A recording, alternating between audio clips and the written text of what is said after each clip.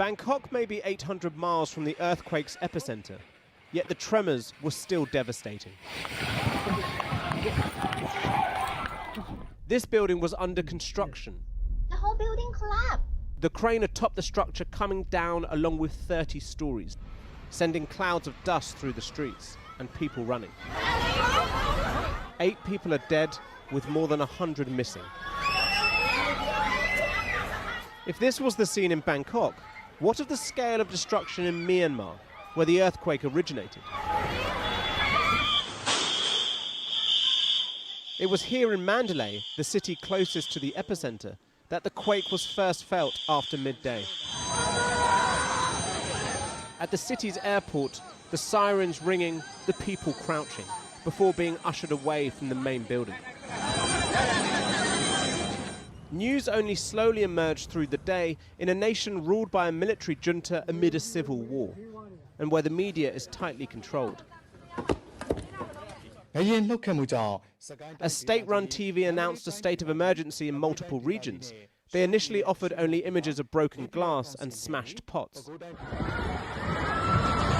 Yet this was an earthquake similar in strength to the Turkish one in 2023 that killed tens of thousands. And so these are the scenes that tell a clearer story. In Naypyidaw, a woman and child lay trapped, their cries broken by the slow work of a chisel. In Mandalay, the bridge that once spanned the Irrawaddy River now runs into the water below. Elsewhere in the city, Buddhist monks looked on in shock.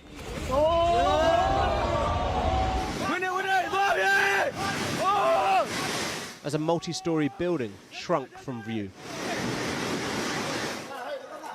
With military TV now showing the scenes in the junta's capital, Naypyidaw, authorities made the rare request for international help. Previously, such as during a cyclone 2 years ago, they were criticized for restricting aid to regions affected. But with more than 100 reported dead and over 700 injured, the junta's call for assistance perhaps points to a realization about just how high the death toll could climb. The US Geological Survey said there could be thousands of fatalities, as this was a shallow quake along a vast rupture line. Its force felt far and wide,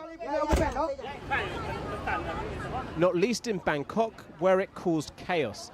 People ran from high-rise apartments and offices. The quake and its aftershocks causing a skyscraper waterfall as a rooftop pool was emptied onto the street far below. I didn't realize it was an earthquake at first, but then I saw the table shaking and the chair and computer swaying too. I knew for sure when I heard the noise of the cracking walls and glass. Part of the ceiling even collapsed. That's when I had to run. The search for survivors at the construction site continues. The Thai Prime Minister visited the area this evening, as she emphasized that the only structures destroyed were those being built, not those completed. Not so in Myanmar, where the buildings are of far poorer quality and where the full scale of this tragedy is still not yet known. A natural disaster that could not have come at a worse time for this war-torn nation. Kieran Woodley reporting. Well, earlier I spoke to Heidi Jakob, an aid worker for Plan International, who is in Yangon in the south of Myanmar. I started by asking him about the situation. Situation in Myanmar, especially in Mandalay, due to this earthquake, is not good at all. It is getting from bad to worse. There are lots of people who are in dire need. Their buildings have come down. There are people who are in trauma. They're leaving their houses, going else to other places. So everything is happening at the same time on top of whatever was happening in Myanmar. So this is add-on on already protracted crisis which were taking place in this country. And give us some idea of the city of Mandalay. Were there lots of high-rise buildings that might have collapsed? What was the infrastructure like? Mandalay is a mixture of both old and new buildings, but old buildings are more, new buildings are less. They are not very high, tall buildings as you get to see in Yangon or in Bangkok. The damage is more to the older buildings, which were about like 20, 30, 40 years old buildings. But Mandalay has a lot of older buildings because it was an older capital of Myanmar. So there are historical buildings which also got impacted because of this. And are we getting any ideas of the numbers of casualties? The numbers reported by the government are 144 at this point in time. The death and injured are in 700s and some. So, but these are very conservative numbers. These are the ones which I think the bodies have been identified and they know that these deaths have taken place. But all the people who are maybe under the rubble at this point in time, their number cannot be ascertained. Hopefully tomorrow we'll have a better information about it. We don't feel that the numbers will stay at this.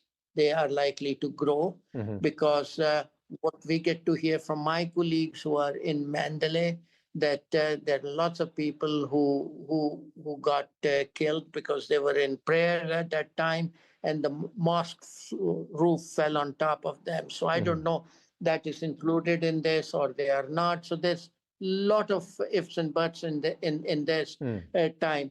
The communication between Myanmar and Mandalay is not working well. In fact, it's not working at all. We tried to get in touch with our contact persons in Naypyidaw. We could not get in touch with them. We'll try to make contact with them tomorrow as well.